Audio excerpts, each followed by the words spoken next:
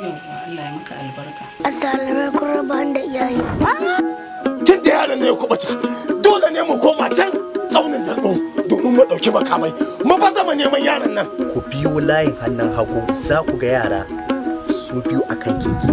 Baya gurin nan, yaron nan baya gurin nan. Wannan mutumin ko ya san waye ne?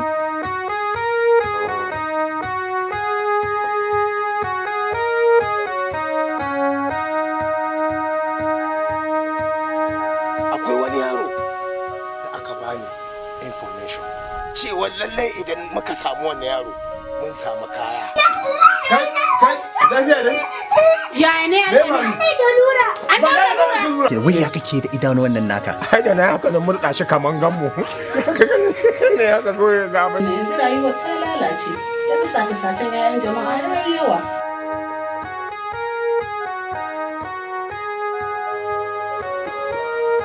Ka ganta?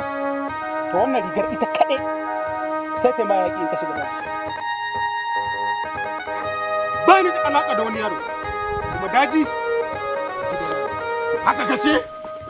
To shi kenan. Shi na aiko mun kuɗi za a gina katafaren masallacin Juma'a. To kuɗin nan dai na san ki aka biyo. Sakamakon abin da ka aikata dole ne in aiwatar maka. Na ka ko kashe ni ka kai ni gurin baba.